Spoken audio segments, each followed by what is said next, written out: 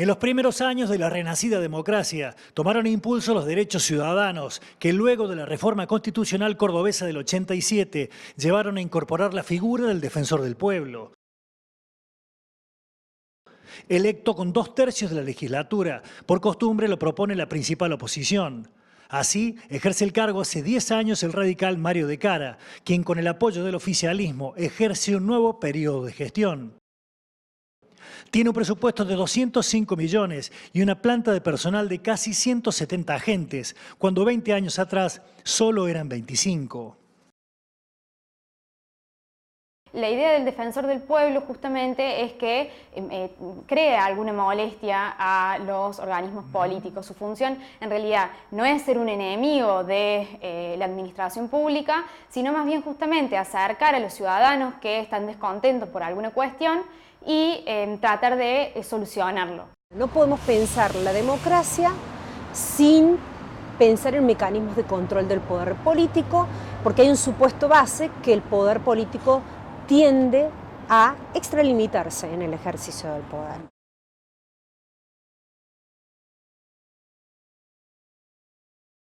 Como principal función, la Defensoría del Pueblo debe supervisar que la marcha de la administración pública no viole los derechos colectivos, pero su escasa potencia práctica, en tanto no puede obligar ni sancionar a ningún actor público, disuelve su espíritu original. En Córdoba, el defensor no molesta, dicen recordando a Eduardo Mondino y su tensa relación con el gobierno nacional de Néstor Kirchner. Es interesante que la Constitución reconoce la figura del defensor del pueblo, que no es una figura vacía, porque en realidad el defensor del pueblo es tomado de los países nórdicos, en donde tiene una función específica, cumple ese rol de control, el pueblo lo reconoce como una figura importante, termina siendo un organismo de control sin un poder efectivo, sin una potestad efectiva de lograr un cambio en la actitud por parte de los otros poderes del Estado. A eso se suma en realidad la cuestión de la ilegitimidad procesal, porque el defensor del pueblo no puede iniciar acciones o ser parte en acciones judiciales para, digamos, cumplir estas funciones que la Constitución le asigna. El control siempre ha sido, al menos en nuestras democracias, ha sido visto como oposición, ¿no? Como el elemento de poder con el que cuenta la oposición, no como un proceso que tiene que ver con la rendición de cuentas en las democracias. Ahí hay como una connivencia en que las reglas del juego son así, ¿no?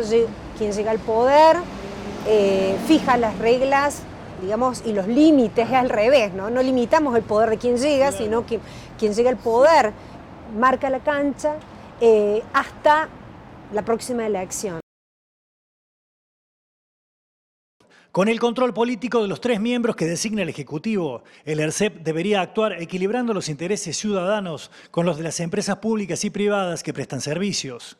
Sin embargo, ERCEP toleró que Aguas Cordobesas no pagara el canon por varios años y permitió que en 13 años la factura de agua aumentara casi 3 veces por encima de la inflación. EPEC, por su parte, consigue todos los aumentos que pide invariablemente. El representante de los usuarios es Walter Escabino. Señala que la suya es una espada de plástico. Las audiencias públicas organizan simbólicamente una participación, pero nunca tuerce lo ya decidido. Las democracias latinoamericanas en general se caracterizan por la concentración del poder. Por eso hablamos de democracias presidencialistas, que no es solamente de los presidentes, sino también de los gobernadores y de intendentes, ¿no? Sí, sí. Que tiene que ver con esas características de los regímenes latinoamericanos, de una tendencia a la concentración del poder en el Ejecutivo, que, decía Guillermo O'Donnell, se da, por un lado, él decía por una débil institucionalización de los mecanismos de intermediación, o sea, los controles. Sí, sí. Por un lado, por la delegación del poder por parte de la ciudadanía, pero por otro lado, una enorme resistencia, una cultura política de quienes ejercen el poder de resistir el control.